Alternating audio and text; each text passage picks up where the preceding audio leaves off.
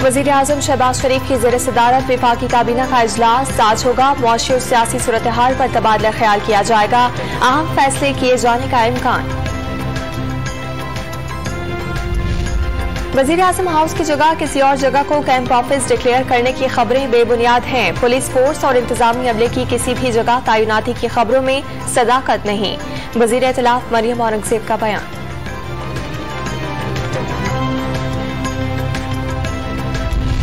वज़ीर खजाना मिफ्ता इस्माइल की ज़ेर सदारत इक्तिसादी राब्ता कमेटी का पहला इजलास। साबिक वज़ीर आज़म इमरान खान के आखिरी मुतनाज़ी फैसले की तौसीक। पेट्रोलियम मसनूआत की कीमतों को कम रखने के लिए 68 अरब 74 करोड़ रुपए की सब्सिडी जारी करने की मंजूरी।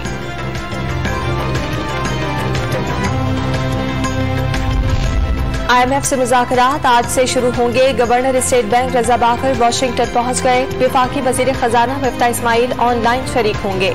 आइंदा बजट एजेंडे में शामिल। पेट्रोल और बिजली की कीमतें बढ़ाने की शर्त पर रियायत मांगी जाएगी। बातचीत की कामयाबी पर $1 अरब मिल जाएंगे।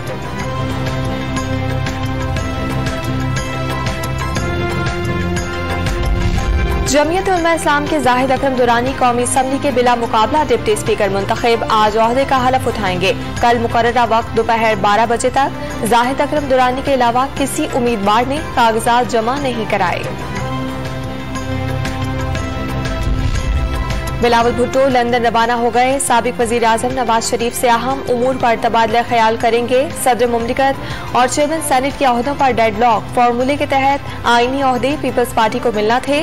दूसरी जमातों के उम्मीदवार भी सामने आ गए। वज़ीर आज़म शहबाज शरीफ ने बिलावल भुट्टो को नवाज शरीफ से बात करने का मशवरा दे दिया।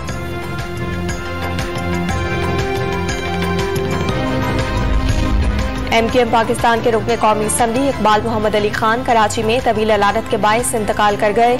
नमाज जनाजा आज बाद नमाज ज़ोहर गुलशन इकबाल में अदा की जाएगी। तदफीन ईसा नगरी कब्रिस्तान में होगी।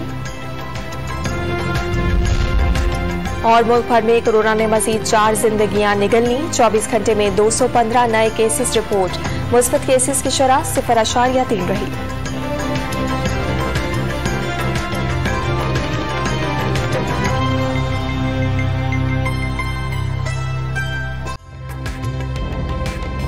ताज़ा तरीन वीडियोस के लिए हमारा YouTube चैनल सब्सक्राइब करके बेल आइकन प्रेस करिए ताकि आपको मिले हर अपडेट सबसे पहले।